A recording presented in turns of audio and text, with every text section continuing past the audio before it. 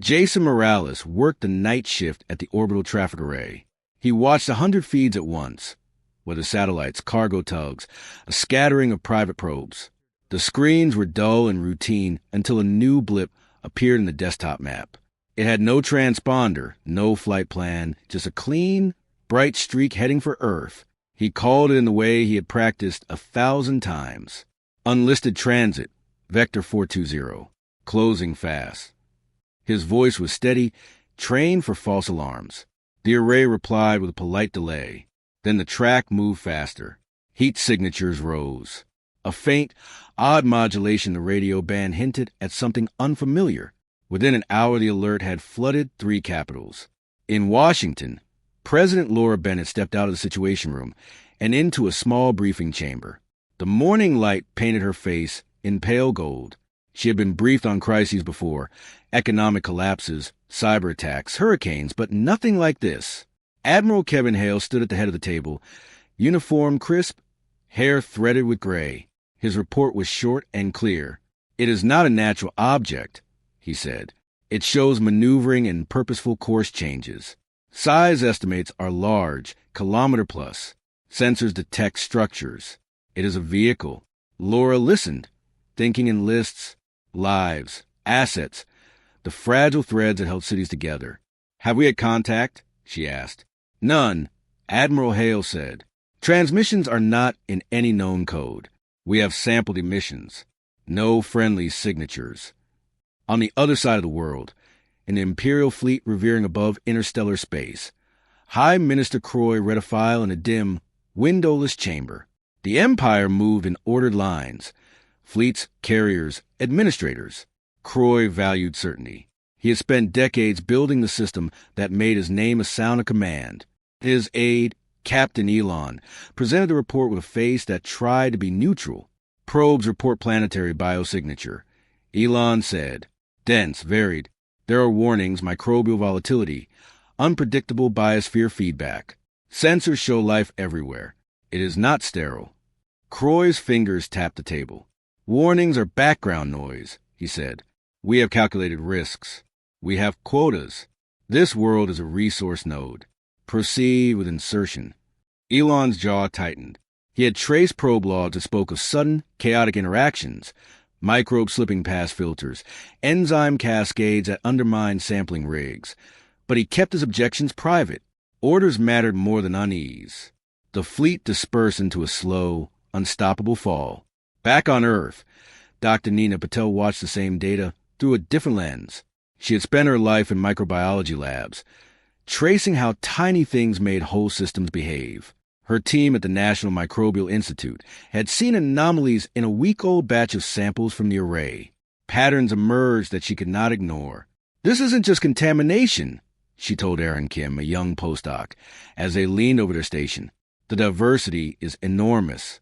The interactions are complex. If something designed for closed, sterile systems enters this mess, who knows what will happen?" Aaron rubbed his eyes. "You think their systems could fail?" "I think the more they try to keep their systems sealed, the more fragile they become.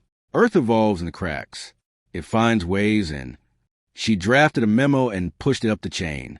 It landed on desks already full of more urgent cables. Scientists wrote warnings. Bureaucrats kept them on the shelf. The fleet's transit drew closer with the indifference of tides. In a coastal city, Olivia Reed watched the sky with her toddler on her hip. She was a community coordinator who organized shelters and food lines. Her day started early and ended late. It had taught her to read patterns in small things.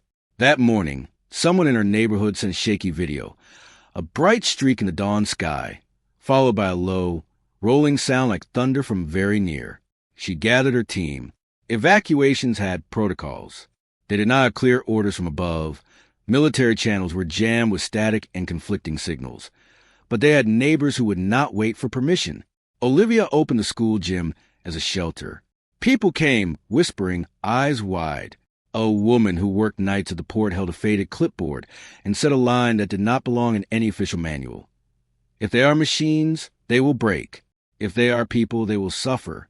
We have to be ready for both." In orbit, the Imperial carriers burned toward atmosphere.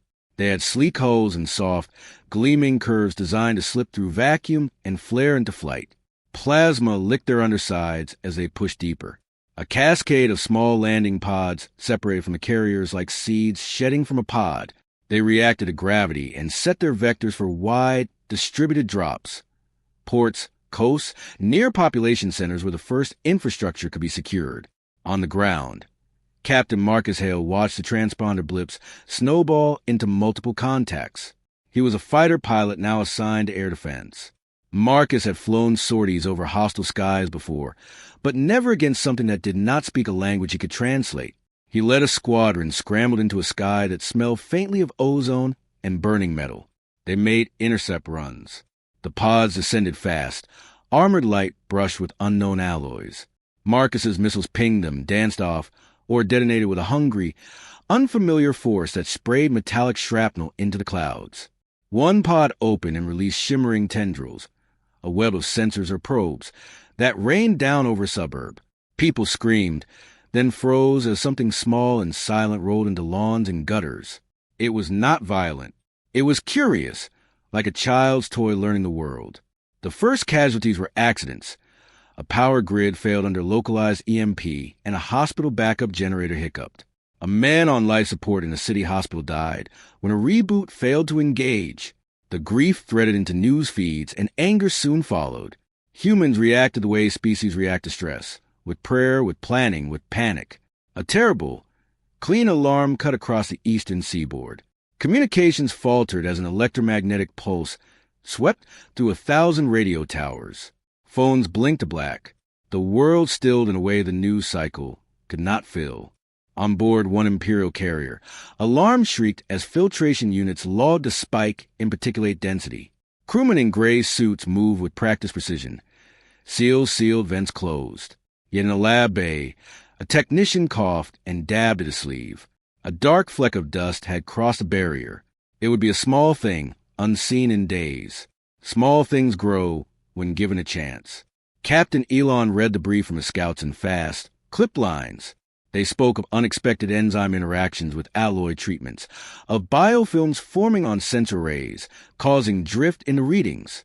Elon felt the weight of contradiction. Orders pressed him deeper. He could not stop the fall. He watched the planet spin blue and green and thought of how little he truly knew about it. Back in the gym-turned-shelter, Olivia kept lists pinned to the wall. Food, water, generators, a roster of volunteers.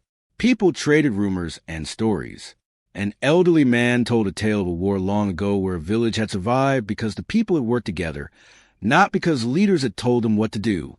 The room hummed with a new energy. Fear braided with resolve. Jason Morales watched the last feed before his duty rotation ended. The object had become many. He had sent his alerts and seen them swallowed by a chain that could not move fast enough. He thought about the small precedents that start great disasters. A misfiled warning, a memo that went unread, a scientist concern buried under strategy. Outside, a pod struck a light industrial park with a sound like a falling mountain. Machines stopped. Lights went dark. A dog barked once and stopped. Nearby, a young woman named Maya Lewis pressed her palm to a metal fence and listened to the ground. She was a nurse by training and a neighbor by choice. She heard nothing except the slow, steady beat of a human heart. In two places separated by thousands of miles, two men sat with the same small, heavy thought. They had been warned. One looked at his command glyph, its lines clean and precise.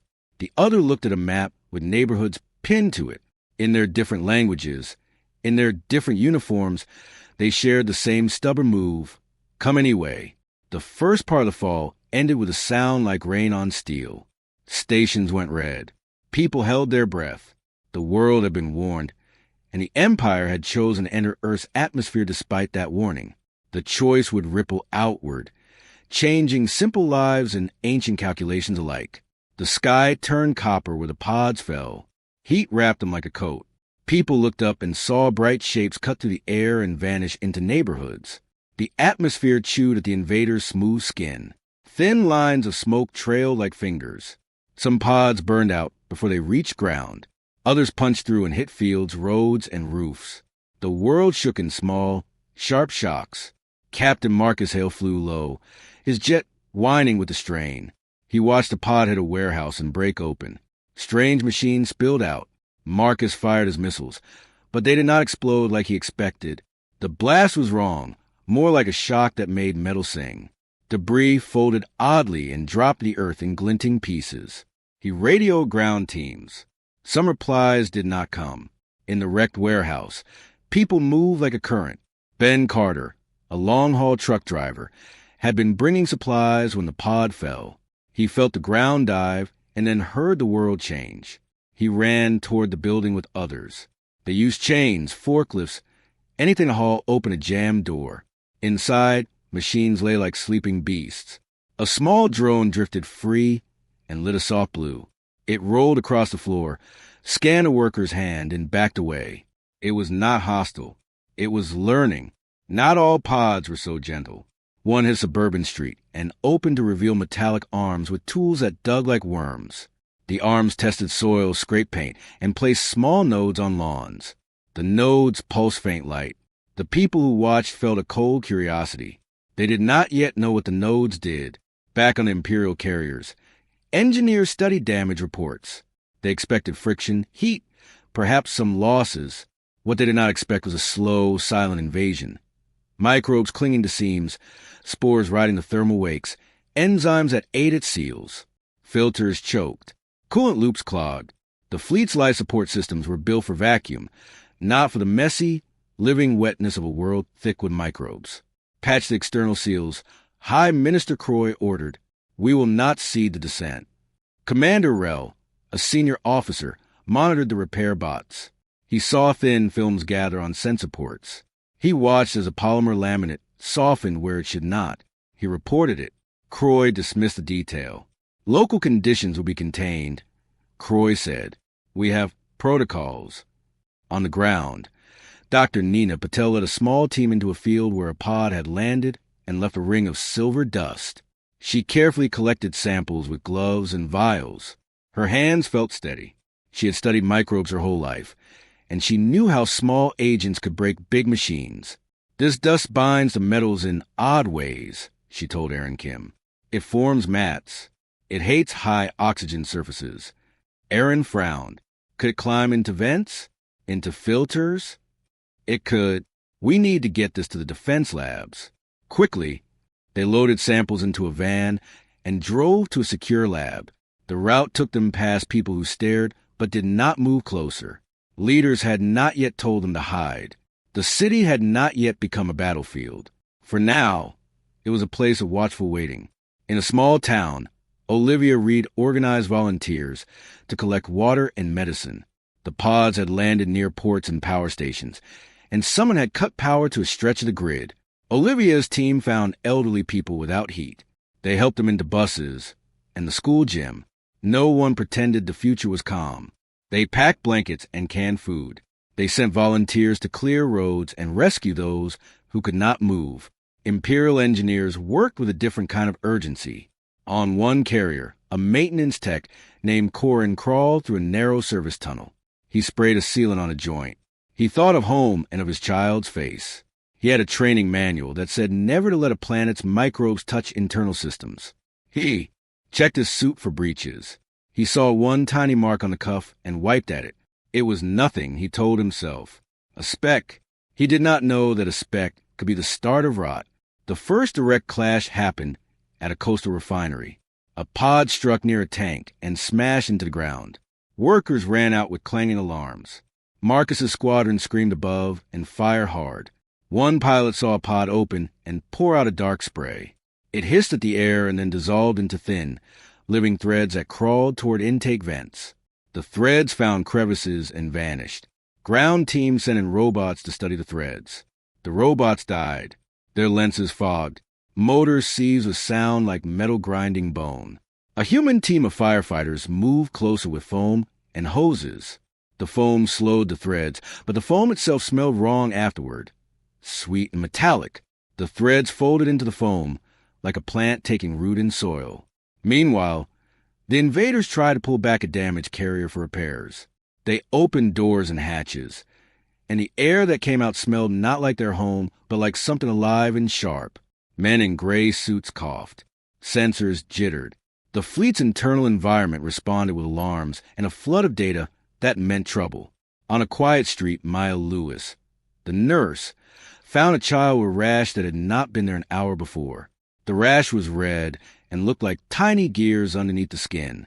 Maya's training told her to isolate and test. She called the shelter's medic tent and set up a clean area. She had sample bottles, but no full lab. She sent the child with Aaron on the van run to Dr. Patel. The human response grew in odd ways. Engineers used kitchen materials to make filters for breathing masks. Hobbyists repurposed old radios to catch alien emissions. A college physics teacher, Daniel Ortiz, took apart a pod fragment and found wiring that bent light in strange ways. He and his students built a small device that emitted a pulse and knocked the pod's color sensors blind for a second. It was not much, but it proved that human tools and quick thinking could alter the invader systems. Commander Rell wrote another report. His words were calm and tight. We are experiencing greater biotic interference than projected. Filters compromised. Some repair units failing. Recommend limited surface engagement until full mitigation. Croy read it, and his face did not change. Risk accepted, he wrote back. Continue insertion. That choice cost them. In the next days, pods that had been sealed began to behave. Small, wrapped bundles unfolded into machines that moved like plants, pressing nodes into soil and scaffolding. They clicked and hummed and transmitted. They took samples and fed them back up the chain. On several carriers, the data fed into life support systems and showed disturbing patterns. The cameras caught what looked like slim films forming along conduits. Engineers tried to scrub them, but they returned faster.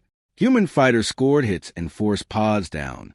Civilians used pickup trucks and school buses to form roadblocks. Ben Carter drove flat out toward a pod site and used his rig to pull down a tower. He and his group burned a node with a roadside flame. The node shrieked and released a burst of vapor that made the trees groan. Ben's arm hurt later from the heat, but he showed his burned palm like a badge. People started to talk differently about these machines. Fear grew sharp, but so did a new kind of pride. On board the flagship, Elon watched the damage reports pile up. He had followed Croy's commands without question. He had believed in the Empire's logic. Now he saw men fall ill with fevers and coughs their bodies had not been made to fight. He saw filters fail and repair drones stop mid-task. He felt a cold in his chest he did not like. He sent a quiet note to his wife on a distant station, and his hands shook as he typed. In the makeshift lab at the Defense Center, Dr. Patel watched cultures under a microscope. The invader samples looked like fine threads over metal.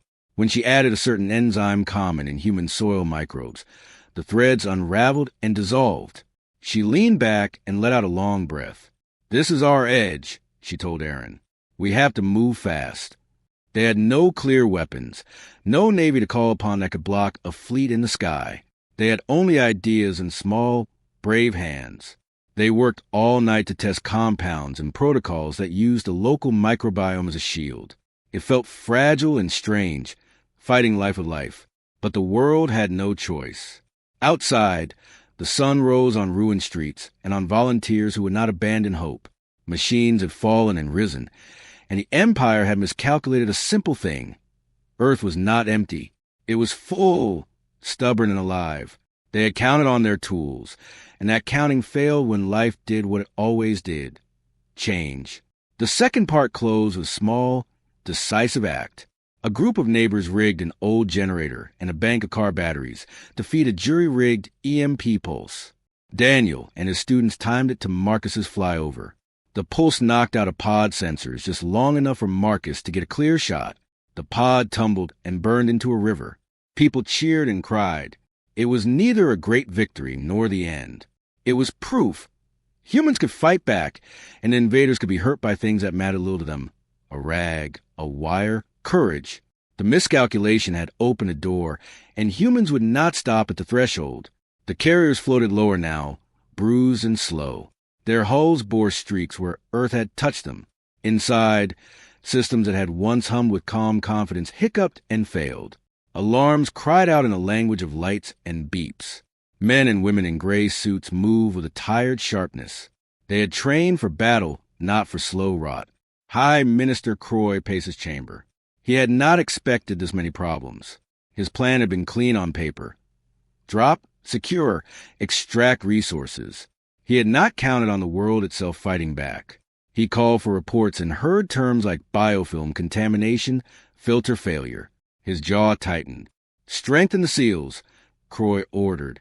We will finish insertion. No retreat. Commander Rel read the orders and felt the heat of doubt. He had watched petty failures become real dangers. Repair bots jammed in vents. Sensor lenses fogged. Crews fell ill with fevers that came, fast and left bitter weakness. He had seen one technician, Corin, collapse after a long shift. Corin had been fine in the morning and sick by night. Rel wrote another note, softer this time, asking for cautious withdrawal. Croy's answer was cold. Risk accepted. Rel kept his corner of the fleet together, because that was his duty. Yet at night, he wandered the maintenance decks and saw things that made him worry. Machines that had been cleaned now grew soft seams where slim films had formed. Pumps that had pumped for decades clogged with threads that did not belong. He touched one with a gloved finger and saw it smear like paint. The sight stayed with him. On Earth, illness spread in small clusters. The invaders' microbes or their reactions with Earth's caused rashes and fevers in some local workers who had been near landing sites. Maya Lewis ran from patient to patient in a field clinic. She saw people who coughed and then seemed to breathe easier after a dose of simple fluids. Others grew weak in ways that did not make sense. Dr. Nina Patel kept growing cultures and testing them. She and Aaron worked through long shifts with squinted eyes. When they mixed an invader sample with a slurry of common soil microbes, the invader threads broke down. The reaction was messy and fast. It ate at the invader material in ways no machine could ever scrub. This could be used to interfere with their filters, Nina said. Her voice stayed calm, but the idea in her mind moved like fire. We can seed areas with microbes that will ruin their sensors. We can make their repairs fail on purpose. Aaron's hands trembled. We could poison the pods, but that is risky. It could affect us too. Nina nodded. We must be careful. But if we do nothing, they will take what they want. In a small town, a neighborhood group led by Olivia Reed learned to fight in their own way. They set up roadblocks and watched for pods. They used garden tools and pickup trucks.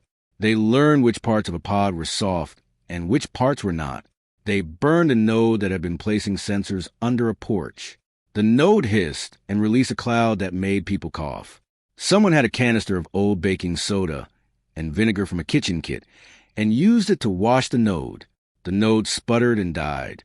Ben Carter took a broken drone apart and found a tiny motor with a balance wheel that spun strangely. He and a few others used scrap metal to make a shield and pushed it against the pod's intake. The shield clogged the intake with mud and grass until the pod's cooling system seized. They smashed its outer lens, and the pod stopped moving like an animal that had been stunned. Captain Marcus Hale felt the pressure of small battles. He had lost pilots to strange failures. One of his wingmen went down when his jet engines flooded with film that choked the inlets. Marcus blamed himself and also knew that blame did nothing. He flew missions anyway, because people on the ground needed cover and because someone had to keep the sky clear. As the humans found weaknesses, the Empire found loss. On one carrier, a whole repair deck went offline after a slow spread of biofilm attacked the joint of repair arms. Drones stalled and fell. The crew tried to sterilize the area, but their solvents did not work. They used higher heat and stronger acids, but the film rebuilt itself overnight. High Minister Croy grew angry and then dangerous. He decided to respond with force. If their world infects ours, we will make clean what we must, he told his council.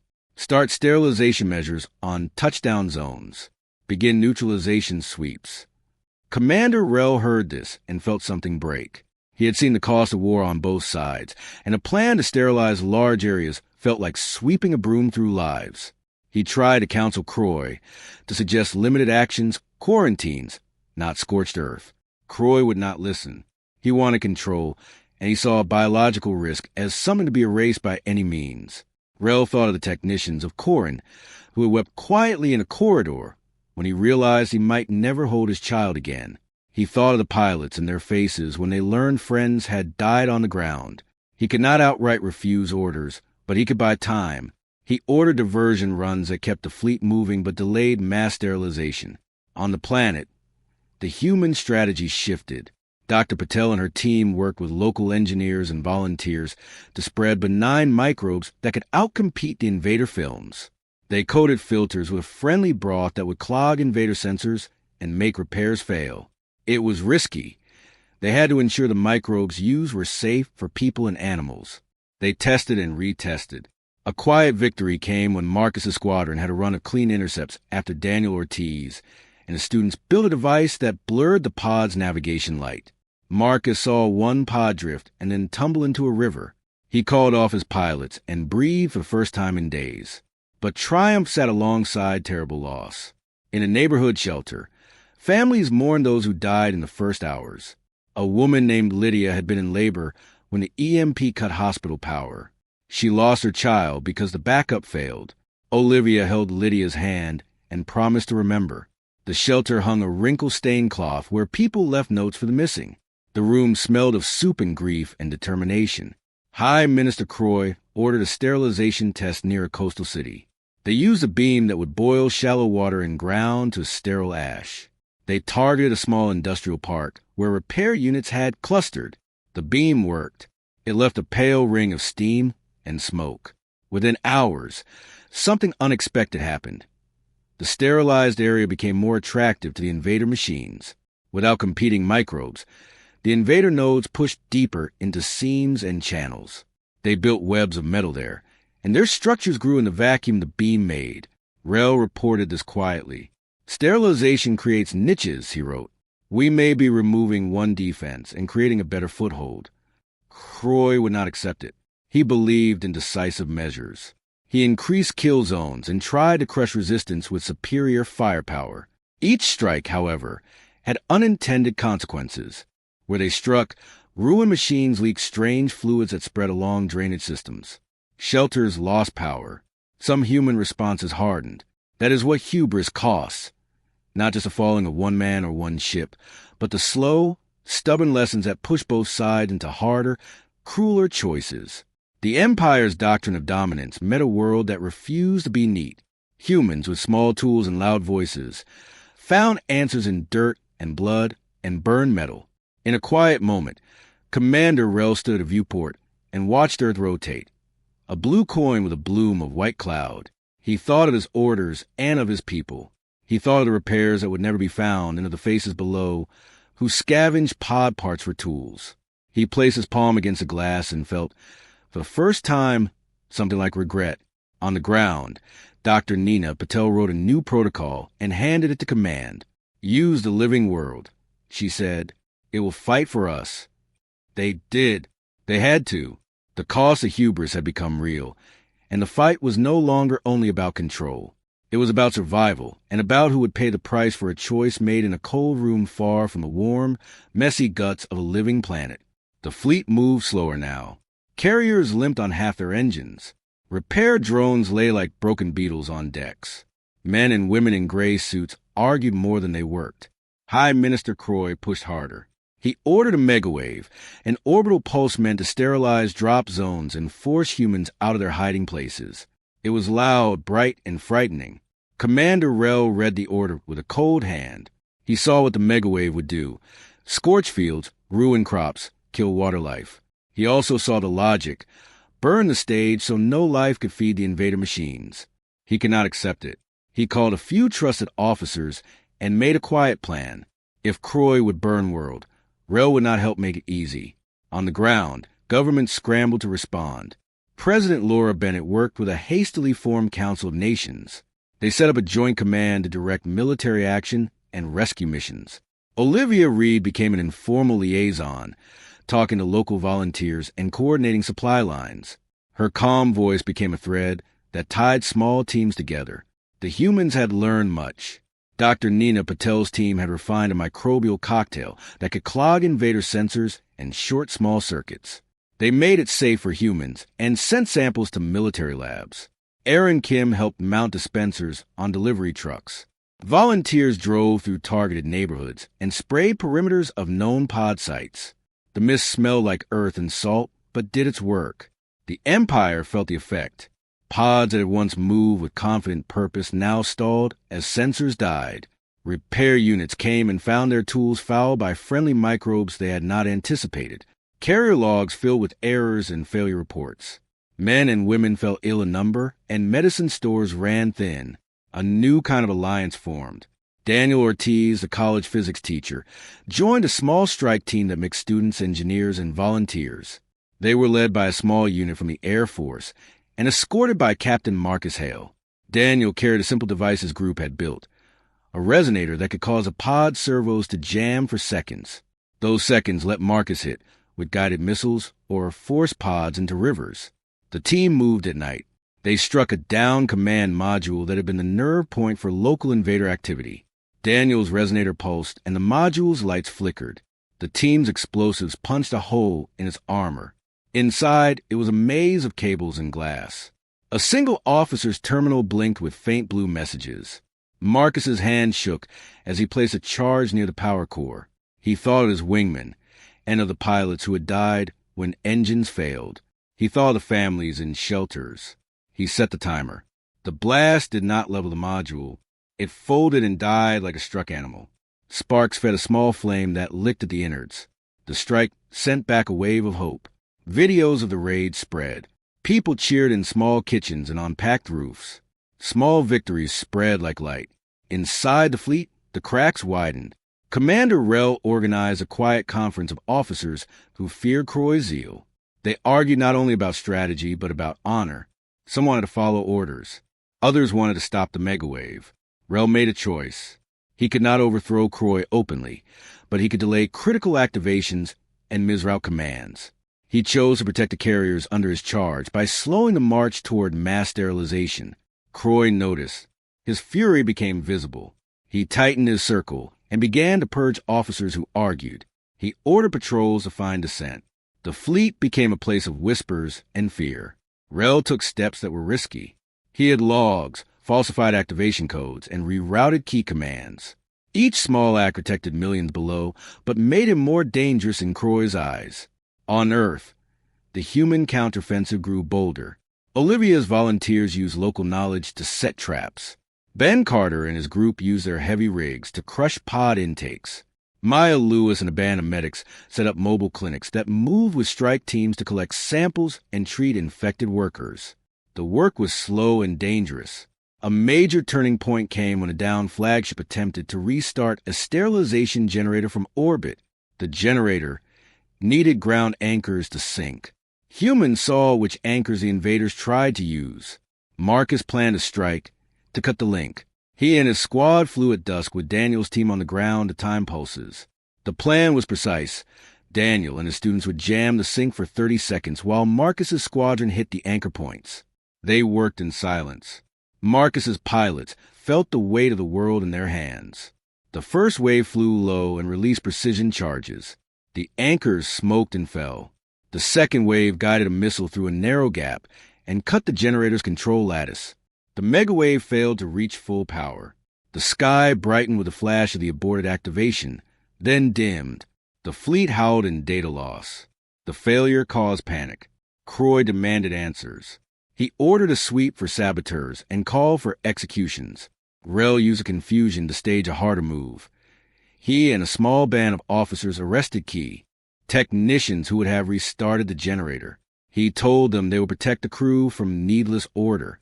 Some called him traitor. Others called him savior. The arrest split the fleet into 3 camps. Croy loyalists who wanted total control, Rel's faction who wanted to minimize destruction, and a third group of pragmatic officers who wanted to negotiate with the planet below. The division caused delays and miscommunications that let the humans press their advantage.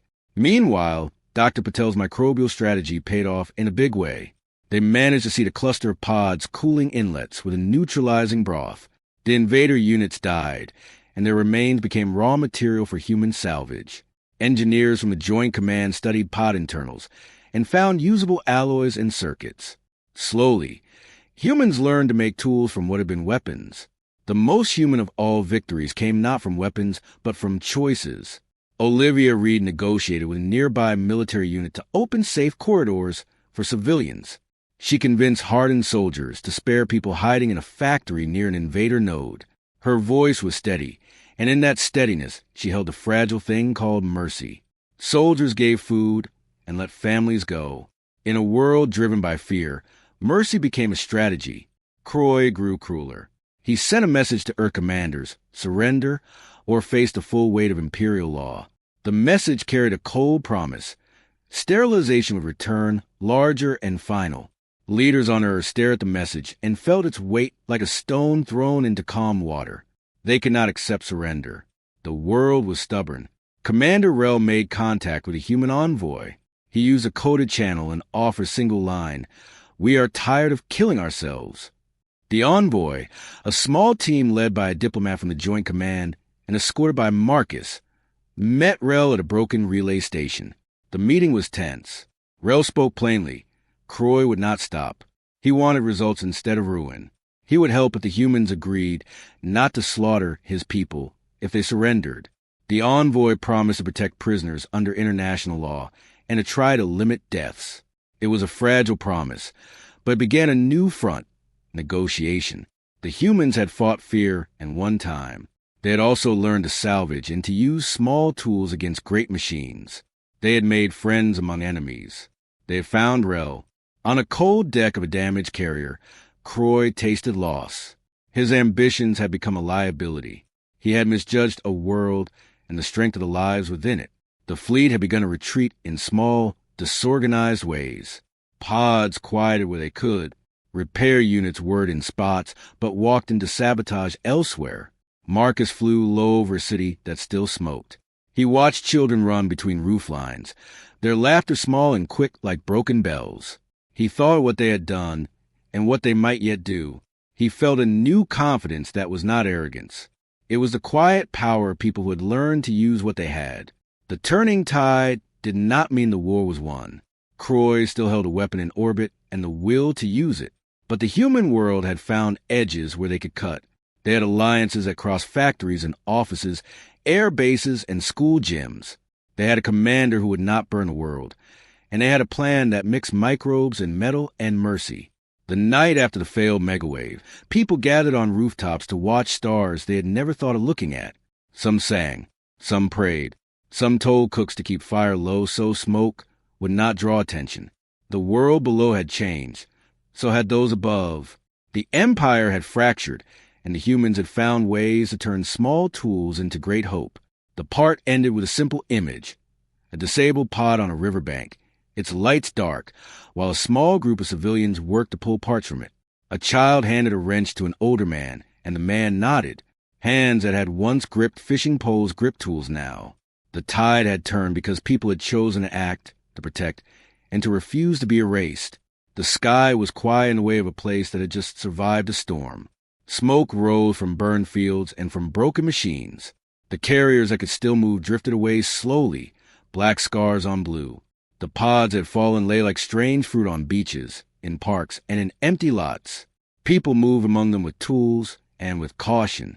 President Laura Bennett stood at a new command table. The room smelled of coffee and burned wiring. Leaders from many countries sat with her. They had formed a planetary defense council.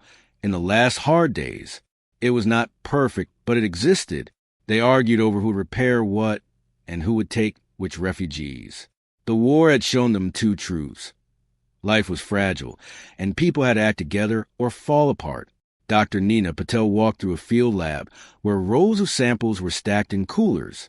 She had dark circles under her eyes, but a steady hand. Her team had mapped the ways invaded materials reacted with Earth microbes. They built ways to cleanse air intakes and to neutralize pods before they could hurt people. Her work would become the first line of defense for a planet that others might one day see. Commander Rel had surrendered his command in a quiet way. He told Croy that he could not follow orders that meant burning whole cities. Croy had been removed and detained by his own officers in a messy night of arguments and threats. The fleet no longer spoke with a single voice. Some ships fled with damaged hulls. Others drifted, unable to function. A few small groups of Imperial officers chose to stay and try to make peace. Rel walked among humans and Imperial detainees under guard. He saw faces that had once been targets and now looked like people. He spoke softly to a medic who treated a wounded engineer from the invader fleet. The medic's hands were gentle. Rel felt ashamed and relieved at the same time. He had been wrong in some ways, and right in others. He had protected his people, and perhaps saved many more by refusing to follow a cruel order. In towns and cities, life returned slowly. Power grids were patched. Water systems were flushed. Schools reopened in low numbers. People planted gardens where pods had crushed lawns. Olivia Reed helped set up community centers where those who had fought and those who had cared could find work. She organized training for